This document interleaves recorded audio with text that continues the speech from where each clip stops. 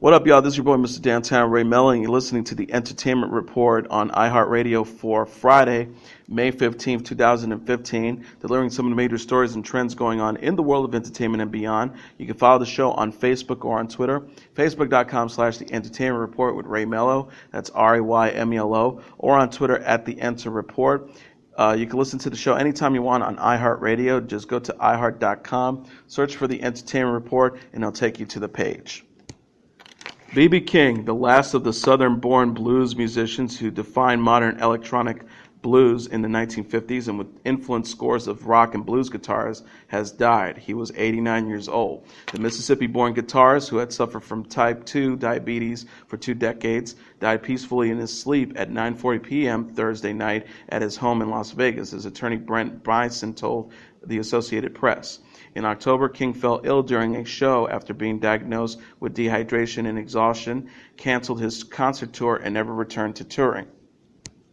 With his trusted Gibson guitar, Lucille, King developed his audiences in stages, connecting with African-American regions by region in the 1950s and 60s, breaking through to the American mainstream in the 1970s, and becoming a global ambassador for the blues soon thereafter, becoming the first blues musician to play the Soviet Union. King, whose best-known song was "The Thrill Is Gone," developed a commercial style of the blues guitar, playing long on vibrato and short stinging guitar runs while singing almost exclusively about romance. Unlike the musicians who influenced him, Blind Lemon Jefferson and T-Bone Walker, for example, or his contemporaries Muddy Waters, John Lee Hooker, and Howlin' Wolf, whose music bore geographic identities, King's music was not theatered to the style heard on the Mississippi Plantation or on the Beale Street sounds in Memphis, where he first established his career. He took rural 12-bar blues and wheeled into big city, horn-driven ensembles populated with musicians who understood swing and jazz, but played music that worked the groove and allowed King's honey-sweet voice and passionate guitar licks to stand out. His solos often started with a 4 or 5 note statement before sliding into a soothing jazzy phrase. It's the combination of tension and release that King learned from gospel singers and the jazz saxophonists Lester Young and Johnny Hodges. King said in the liner notes to the MCA 1992 box set King of the Blues, "The first rock and roll I ever knew about was Fats Domino and Little Richard because they were playing blues but differently. And I started to do what I do now, incorporating. You can't just stay in the same groove all the time. I tried to edge a little closer to Fats and all of them, but not to go completely." The universal appeal of King's guitar sound, admired by the likes of Stevie Ray Vaughan, Mike Bloomfield, and Eric Clapton, and his welcoming performance style opened doors for him globally, as he was one of the most consistent touring acts of the past 50 years. For more than half a century, King averaged 275 shows per year. In 1956 alone, he played 342 one-nighters. King said in the book, The B.B. King Treasures, "I found that each time I went to a place, I would get more fans. I started to get letters, and in that area, people would buy records. People thought I was making a lot of money because I was traveling a lot. That was the only way I could survive." King had a 40-year stretch on the Billboard 200 with 33 titles charting. His 2000 album with Clapton, Riding with the King, hit number 3, King's chart peak. On his own, King hit the top 40 twice. The 1970s Indianola, Mississippi Seeds, which followed the album that included The Thrill Is Gone completely well, hit number 26 on the Billboard charts, and Live in Cook County Jail reached number 25 a year later. Live in Cook County Jail was the biggest of 25 albums that landed on the top R&B albums charts, hitting number 1 for 3 weeks during its 31-week run.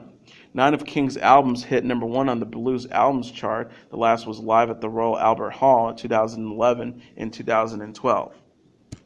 King landed 35 songs on the Hot 100 between 1957, when Be Careful with the Fool peaked at number 95, and when Love Comes to Town, a duet with U2, reached number 68. King's chart peak was The Thrill Is Gone, his 1969 single that hit number 15. King only had 2 other top 40 hits. King was a winner of 15 Grammy Awards, receiving the Grammy Lifetime Achievement Award in 1997, was inducted into the Blues Hall of Fame in 1980 and the Rock and Roll Hall of Fame in 1987. He was awarded the Kennedy Center Honors in 1995, and then in 2006 was awarded the Presidential Medal of Freedom. He told JazzWeekly.com, "When I got on the inside, I realized that I had left my guitar, a Gibson L30 with a Armand pickup on the inside, so I went back for it. The building was wooden and burning rapidly. It started to collapse around me, and I almost lost my life trying to save my guitar. So the next morning, we found out that these two guys who were fighting about a lady that worked in the little dance hall. We learned that her name was Lucille, so I named the guitar Lucille to remind me to never do a thing like that again. Born Riley King on September 16, 1925, at the Memphis Delta near Itabena, he was raised on the cotton field by his maternal grandmother, Honora. His mother died when he was 9 years old, his grandmother when he was 14. He picked cotton on a plantation in Indianola, Mississippi, and his first recording made in 1940 was the Sharecropper record in 1940. King learned the guitar by studying Jefferson, Walker, Lonnie Johnson, and his cousin Booker White, who taught him the finer points of playing. King recalled in a 1988 interview with Living Blues, "I guess the earliest sound of blues that I can remember was in the fields when people would be picking cotton or chopping or something. When I play and sing now, I can hear those same sounds that I used to hear then." He believed gospel singing was a path to success, and in 1943 joined the famous St. John Gospel Singers, which was featured on WGRM, a gospel radio station. He sang in church on Sundays, then changed hats in the evening to play for tips on the street corners of Indianola. That same year, he joined the Army, but his stay lasted less than 3 months. He spent his service days driving a tractor on the Delta plantation and his weekends at an Indianola music spots, soaking up the likes of Duke Ellington, Count Basie, and Robert Nighthawk. At the time, he decided he would attempt to play blues rather than gospel. After the war, King moved in with White in Memphis and caught his first break in 1948 performing on Sonny Boy Williams' radio program KWEM in West Memphis, Tennessee. It led to engagements at the 16th Avenue Grill and later a 10-minute spot on Black Staff and managed Memphis radio station WDIA. He was billed as Riley King, the blues boy from Beale Street, later shortened to the Blues Boy and then just BB. King's first record deal was with the small Nashville label Bullet Records, his first single being Miss Martha King, written for his first wife. That led to a deal in 1949 with the Bahari Brothers, whose label included RPM, Modern, and Kent, and quickly found success. His first hit, 3 O'Clock Blues, was recorded at the Memphis YMCA in 1959 with Ike Turner on the piano. It spent 17 weeks on the top R&B singles chart, 5 of them reaching a number 1, leading to King signing with Universal Attractions and getting booked nationally at theaters that catered to African-American audiences, among them New York's Apollo Theater and Washington, D.C.'s Howard Theater. Like many blues artists of the period, King did not receive his fair share of profits, as writing credits of some of his songs listed him alongside Joe Josiah, Jules Tablet, and Sam Ling. King told Blues Access magazine, "Some of the songs I wrote, they added a name when I copyrighted it. There was no such thing as Ling or Josiah, no such thing. That way the company could claim half of your song." In the early 60s, King signed with ABC Paramount, then home to Ray Charles, and his records took on a more sophisticated tone, mostly due to him working with arrangers for the first time. His 1965 concert album, Live at the Regal, recorded in Chicago, became a Hallmark concert LP. In February 1967, King was booked on the bill at the Fillmore Auditorium in San Francisco with groups Moby Grape and the Steve Miller Band, a booking King thought was a mistake after he arrived, having never played to an all-white audience. Miller and promoter Bill Graham were big fans who wanted him on the bill. Miller said in B.B. King Treasures, "We were all just thrilled to the core. It was a very emotional night. He had tears in his eyes because the audience, as soon as B.B. came out on stage, just stood up and gave him a standing ovation." King recalled it as the night he was viewed as a musician instead of a blues singer. It also led to King meeting and performing with the white blues rock musicians, among them Bloomfield, Al Kooper and the Blues Project, and Clapton, who told journalists the highlight of his first visit to the U.S. was meeting King.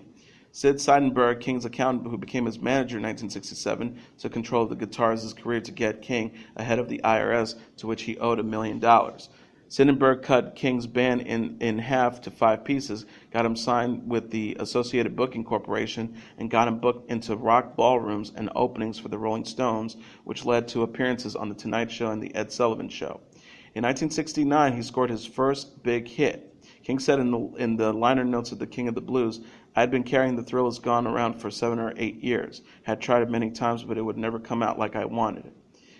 Bill Simonzak didn't like it at first. About in the 5 morning, he calls me and he says, "I've got this idea to put strings on Thrill," and I said, "Fine." About 2 weeks later, he got Bert de Codito to put on strings, and it really did enhance it.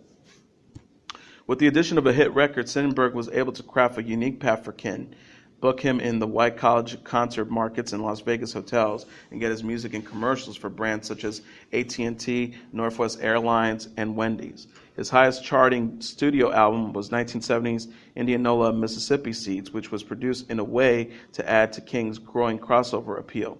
White rock musicians, among them Leon Russell and Carole King, backed him up. The raw edges of his song were toned down in the mix, and his lyrics leaned towards melancholy rather than the rage he sometimes expressed in cases of broken relationship. On the heels of his commercial crossover success, King reverted to some of the rootsiest work of his life in 1971. He recorded live in Cook County Jail. He co-founded the Foundation for the Advancement of Inmate Rehabilitation and Recreation, and followed the leads of Waters, Wolf, and Chuck Berry by heading to London in 1971 to record with the new generation of British blues rockers. From that point, Sandberg focused on having King regularly head out on worldwide tours and a diverse range of recording projects that would include a live album with Bobby Bland, a slick Philly soul album, and a collaboration with the Crusaders.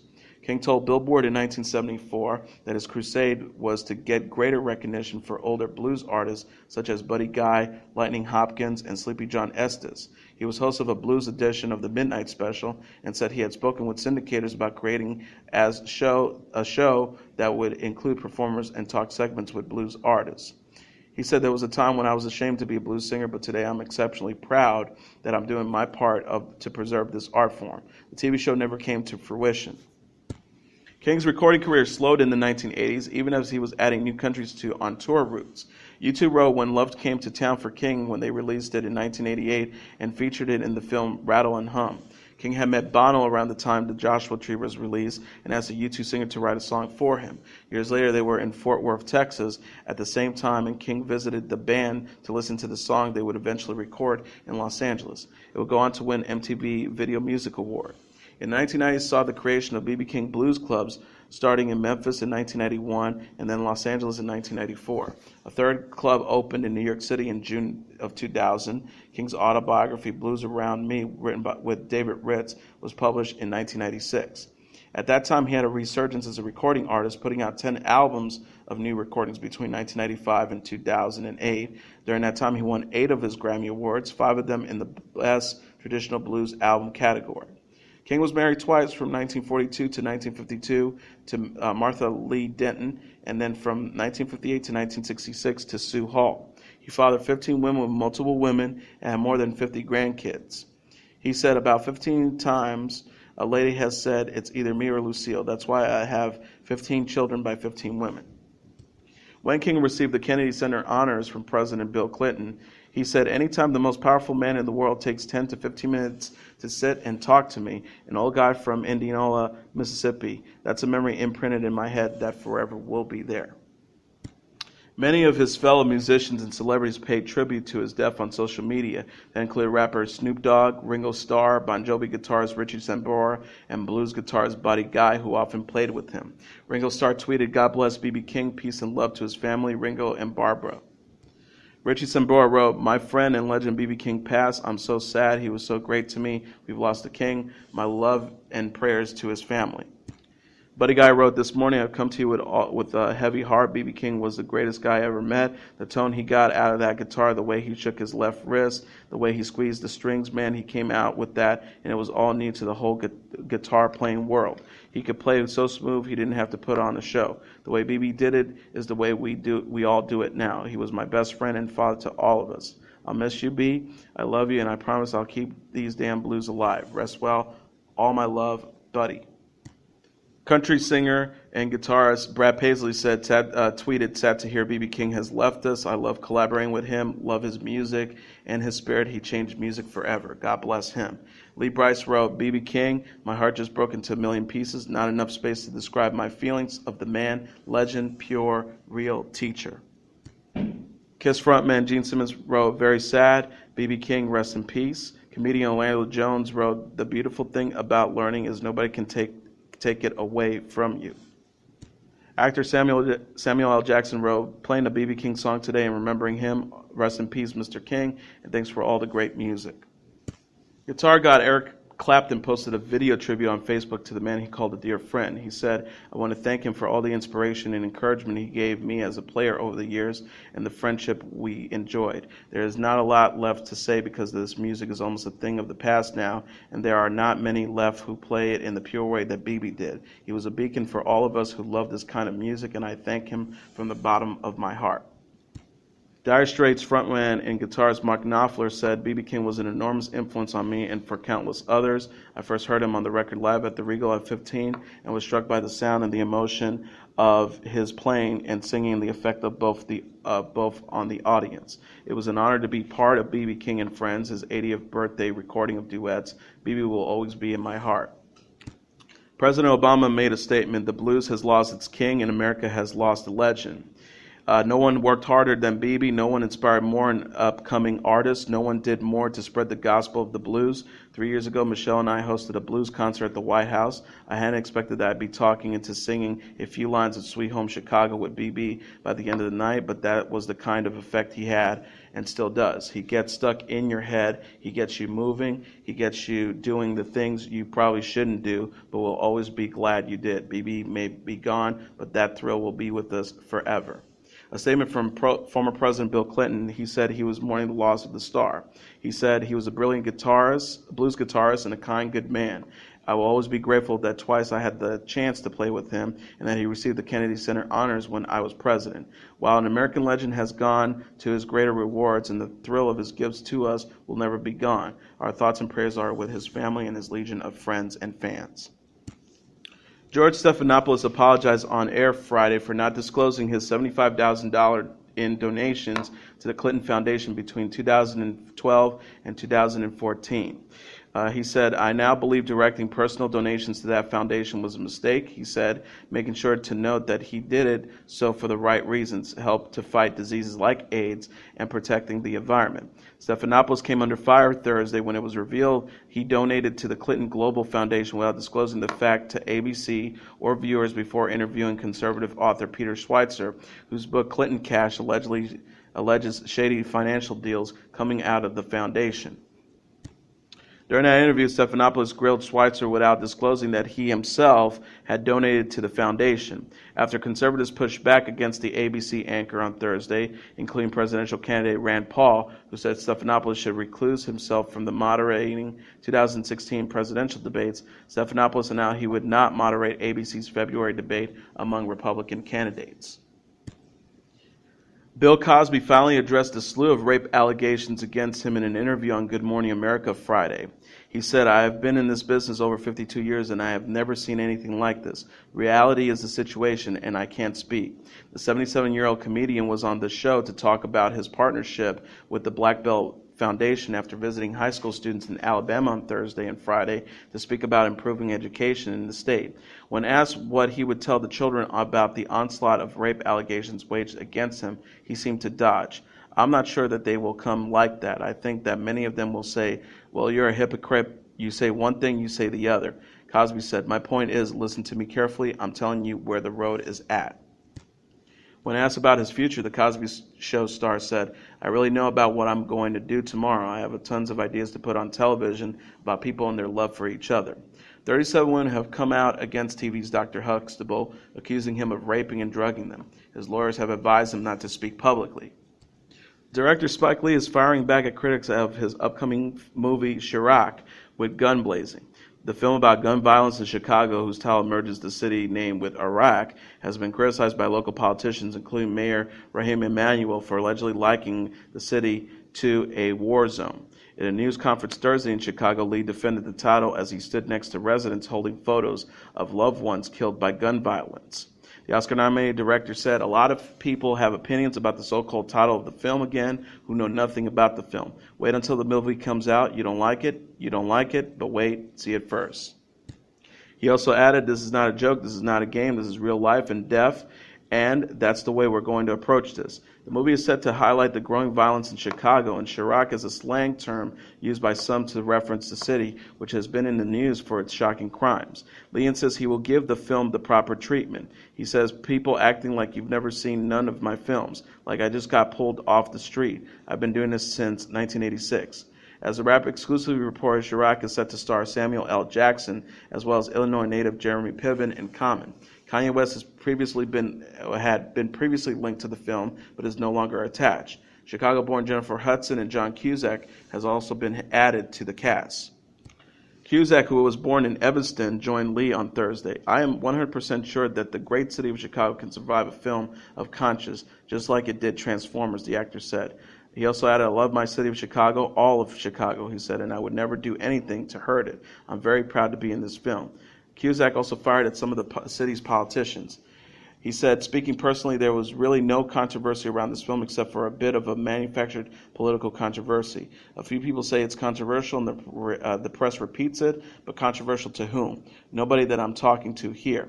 Despite their upbeat assessment, the team behind Chirac still faced challenges. Last week, Chicago Alderman William Burns encouraged the city council to urge the state to deny Lee's company a $3 million tax break for shooting the film in Illinois if he doesn't change the title of the movie. However, there has been support from some community members, including Chicago Bulls player Jacob Noah. In a previous statement, Noah said that the title can be, quote, perceived as a glorification of violence, but the reality of what's happening in the city of Chicago is not something any of us should hide from. Before Thursday's gathering, Lee had not spoken publicly about the film, and little was known. Chirac is being produced by Amazon Studios and is set for release in 2016. Fox News anchor Bill O'Reilly spoke about President Obama criticizing Fox News' coverage on poverty Thursday, saying he'd love to have him on to discuss the issue. Fox News host said, "It's a lot easier from the president to demonize Fox News, which tells the truth, than it is for him to stress personal responsibility to the liberal precincts who don't want to hear it." At an event earlier this week, the president said Fox News goes out of its way to cast the poor in a bad light. In response, many Fox News hosts, including O'Reilly, defend the network against the president. O'Reilly also went after New York Times columnist Charles Blow, who wrote a column calling out Fox News and O'Reilly for calling poor people names. He concluded, "Charles Blow, welcome on this broadcast anytime, but I do not believe he is man enough to take that challenge." The Vampire Diaries wrapped up its sixth season with an emotional farewell to Elena Gelbert and the actress who plays her, Nina Dobrev, who opted not to return to the show for season 7. Fans of Vampire Diaries cast and crew took to social media to mark the bittersweet occasion. Tweeted Paul Wesley, who plays Stefan Salvatore, "TV Tonight finale, I have yet to see it, but I'm sure it will be a tearjerker. Goodbye, Ms. Dobrev, see you on the flip side."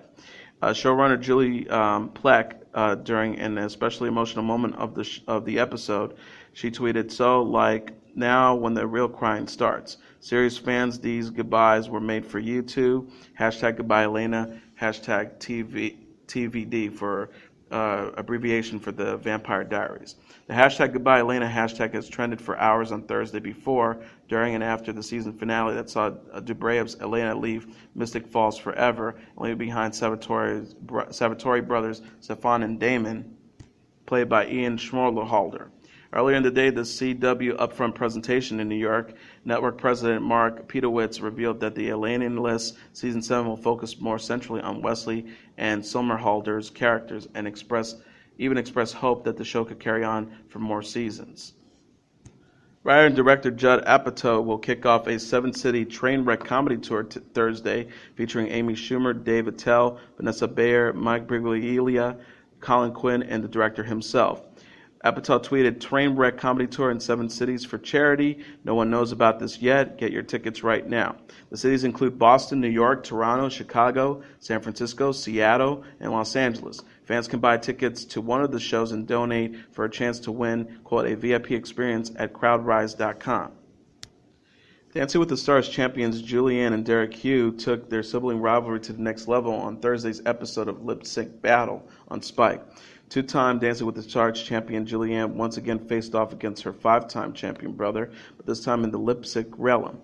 Host LL Cool J warned as Derek stepped forward, "This is going to get ugly. This is your chance for a little sibling rivalry." Derek started off with the song he claimed his mother used to sing to him, "Can't Hold Us" by Macklemore and Ryan Lewis featuring Ray Dalton, giving an energetic performance in loose jeans and an open pea-coat jacket over a white t-shirt. The dancer later proclaimed his rendition perfect. He laughed, "No, I'm just kidding." His sister, an actress and a judge on Dancing with the Stars, claimed he cheated, employing gyrations to distract the battle's primary focus. "I feel like you pulled out all the stops with your pelvic thrust, all that stuff. That's your move. That's not even fair. This is a lip-syncing contest." Dismissed by LL Cool J, Derek traded places with his sister, who took center stage for Meghan Trainor's All About That Bass. Julianne pulled no punches and proceeded to put her brother's relatively modest opening to shame, doing sassy hair hips, flips, and wide her hip swings in a snug flame red midriff bearing top and skirt combo. She was then joined on stage by Trainer herself, who ran her hand over Julianne's bass to greater audience applause. Derek said, "What I think? It's wildly inappropriate, and I just called it for a disqualification. You can't do the real thing. Megan, I thought we were friends." When the Huff vs. Huff Family Grudge match continued, Derek donned a white lobe wig and performed Sia's Chandelier with 4 background dancers in ethereal, wispy dance costumes. Co-host Chrissy Teigen swayed, holding up a lighter for the interpretive dance-ish performance. In a semi-confessional later, Julianne admitted that she intended to destroy Derek, who, she said, quite resents her judging him on Dancing with the Stars. Sure enough, she returned with guns blazing, performing The Lonely Island's "I Just Had Sex" with 2 shirtless male dancers. Her brother's mortified expression said it all. Julianne won the night. Derek responded, "I'm straight up traumatized right now." And finally, four-piece One Direction joined fellow Brit James Corden on Thursday night to speak publicly about the departure of fellow original member Zayn Malik. The group also donned short shorts to shoot a sweet dodgeball pre-taped sketch, though the battle of the sexes offered mixed results. Always a serious interviewer, Corden asked the boys if they'd been in touch with Malik since his sudden exodus from the uber-successful pop group. Louis Tomlinson admitted to Corden drawing laughter from the members of the CBS crowd. There's been a lot of back and forth, clearly following them on both Twitter. We're on good terms now. Liam Payne admitted, "At first we were a little bit angry. Honestly, we were surprised. That anger has now subsided to mere disappointment," he added. Corden pushed Harry Styles on possible considering another British guy to film the spot with one with the quote, "the voice of an angel who dance is his life." It was a quick no. "Sorry, James, stick with your late night job." Styles quit, pointing to Corden's bandleader and sidekick Reggie Watts. We're gonna call Reggie. In a separate segment, the CBS host was player coach to Corden's Angels, a dodgeball team that did 5-on-5 battle with some serious-looking female athletes. The best of the 3 series against the Ballbusters was actually a little more competitive than one might expect from a bunch of harmonizers. Ultimately, the fairer sex won, and Styles took one hard below the elastic waistband of his very 80s gym shorts. That ought to make some teenage girls cry and some teenage boys smile. And as your entertainment report for Friday, May 15, 2015, I'm your host, Mr. Downtown Ray Melo. I'll be back on Monday to deliver some of the major stories and trends going on in the world of entertainment and beyond. You can follow the show on Facebook or on Twitter, facebook.com/The Entertainment Report with Ray Melo. That's RAYMELO. Or on Twitter @The Enter Report. You can listen to this episode or any previous episodes of The Entertainment Report on iHeartRadio. Just go to iHeart.com, search for The Entertainment Report, and it'll take you to that page. Have a great weekend, everybody, and I'll see you again on Monday. Bye.